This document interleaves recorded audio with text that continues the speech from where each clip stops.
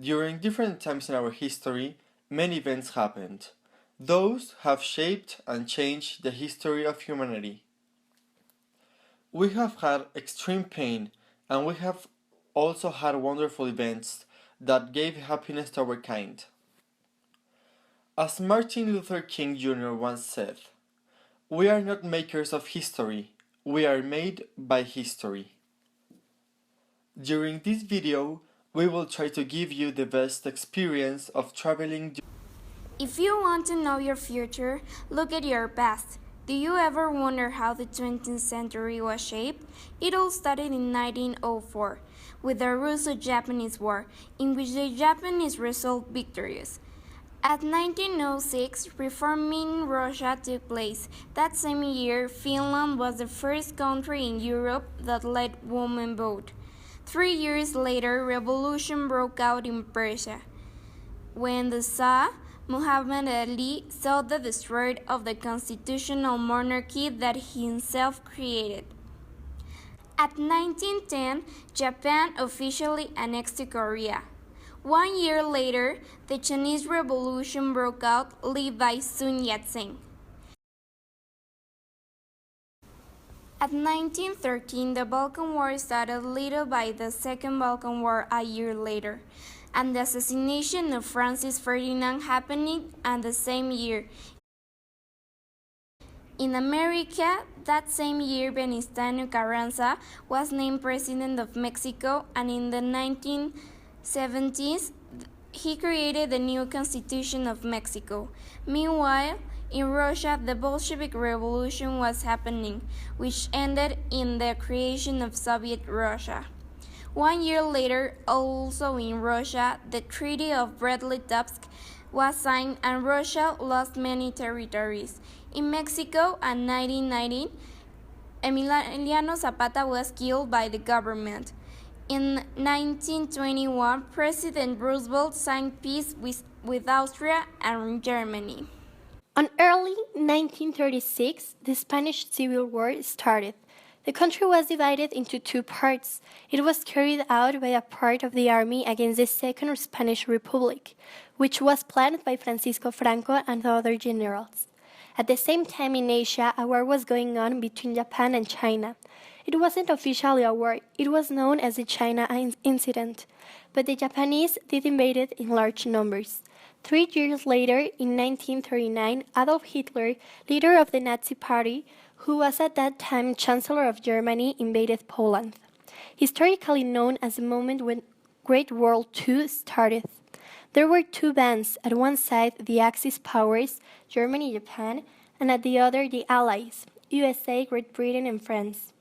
This stage of time was full of totalitarian leaders with extreme ideologies, such as Stalin, Hitler, Franco, Benito Mussolini, who created an innovative, fascist-minded air force and promoted fascists to leadership positions and sponsors. In 1941, the Soviet Union joined the Allies. That same year, John F. Kennedy, a charismatic man and the youngest president ever, officially joined World War II, on the Allied side after the Japanese attack on Pearl Harbor. In 1945, Hiroshima and Nagasaki, two cities in Japan where an atomic bomb was dropped, ended completely destroyed, killing immediately 80,000 people. As a result, World War II ended and the United Nations was born, which goal was to continue fighting against the Axis power. Quick fact, at the 40th anniversary of the United Nations at New York, Mother Teresa opened Gift of Love, a care house for people infected with HIV.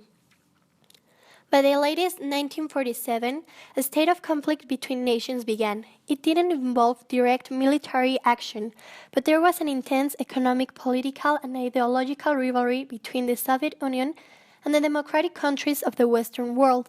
The Cold War had just started. In 1948, a civil war broke out in Costa Rica.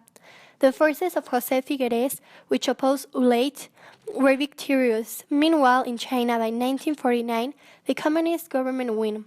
This regime was under Mao Zedong control, who helped establish the Soviet Republic of China, the first government after a long period of monarchs. 1 year later, the Korean War was fought. North Korea invaded South Korea and the UN did nothing about it. In 1952, the world had a hero in history. Nelson Mandela creates a campaign encouraging people to break racial separation laws. 3 years later, in Europe, the Vienna Treaty was signed in. The four powers agreed on a peace treaty with Austria. Tenzin Gyatso, 14th Dalai Lama, trained Tibetan forces to resist the Chinese invasion with the Dalai Lama's full knowledge and support. A year later, in Europe, the Berlin Wall went up, dividing East and West Berlin, ending the flow of refugees out of East Germany and dividing the city. This stage in life was very intense because in one hand there was a capitalist ideology and in the other a communist ideology, identified as US and the Soviet Union. In 1962, the Cuban Missile Crisis was thanks to a talk both nations had in which US gave them a period of time for them to retreat their missiles from Cuba and prevent World War III. At the same time, China and India disputed their mutual border, which led to a war. 1 year later, Fidel Castro won a prize of the Hero of the Soviet Union. Besides him, Martin Luther King won a Nobel Peace Prize. After his years of historical accomplishments, he was honored with the Distinguished Award in 1964. By 1968, French students took the streets of Paris, bringing it to a standstill. This event is known as the Rioting in France. 2 years later, in Canton, Ohio, a guardsman shot in a university, killing a few students to die and provoking marches against Richard Nixon for the armed events. Now we're walking into this period of time where we could say humanity was the most at peace compared to the other periods in time. We chose this event and people to show you how this period was shaped. In this period, the nations were coming out of the Cold War. In 1971, the Indo-Pakistan War took place because of the problem with the liberation of Bangladesh. We need to remember that they had two major religion problems, which were Muslim and Hindu, which did not accept each other. And 2 years later, the US withdrew its troops from Vietnam in 1973. While in Vietnam, they were at war because of the North Communist part of Vietnam capturing the South Vietnam in 1975. In this same year, USA finally established a diplomatic relation with China. 1 year later, the Panama Treaty was signed. This consisted in Panama returning the control of the Panama Canal. In 1977, a very strong woman figure came out, and she was Indira Gandhi, the first Indian Prime Minister. Also, she was the first woman prime minister. And in Europe, they were signing on an agreement called SALT II to limit the production of arms. This was in 1979. During the same year, Margaret Thatcher was elected Great Britain's prime minister and retained this position for 11 years. In 1978, a super important leader that old China will always remember was Deng Xiaoping, because he is the responsible one for industrializing China and for its giant growth till today. In 1986, a massive disaster took place in Chernobyl when a nuclear plant exploded and killed at least 4,000 people and completely turned Chernobyl into a ghost town.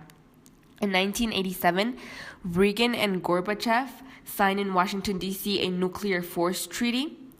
Meanwhile, Gorbachev is a peacemaker who was recognized for winning the Nobel Prize in 1990, and Ronald Reagan should be remembered for reversing the policy of the Tente and stood firm against the Soviet Union, telling Gorbachev to tear down this wall in Berlin. 1 year later, the Soviets finally agreed to take back their troops in Afghanistan in 1988. And 1 year later, an event took place that really marked human history and up to today is still a huge symbol, and this was when the Berlin Wall finally came down in 1989. A strong figure in this period would be Helmut Kohl, and his major achievement was the unification of the Eastern and Western Germany with the fall of Berlin Wall. Germany was finally reunited and ended with so much pain in the country and their people in 1991. And finally, in 1991, the Cold War ended. In North America, an open trade agreement was signed down as NAFTA, or North American Free Trade Agreement. The countries included were USA, Canada, and Mexico. This took place in 1994. In 1995, President Clinton agreed to bail out Mexico by loaning them money. By the year 2000, the political party PAN in Mexico was the first time they won the presidency, and Vicente Fox was now the new president. This was very important because before this event, no other political party that was in the pre could win the presidency. Someone we can't forget to mention is Steve Jobs, because thanks to him, we now have almost magical gadgets where we basically know everything about anywhere and basically made a technological revolution. To finish this period, we'll mention Augusto Pinochet, which brought up Chile forward, made great reforms, and he adopted commercial-free policy, which made Chile gain a successful period. Augusto Pinochet also set free Chile from communism. After 100 years in history, we have lived glorious moments, the same as terrifying moments throughout time. Something we believe was the best benefit of all the wars was that humanity finally understood that people needed to stop war and be at peace. And we can tell ever since World War II, there haven't been any major world conflict.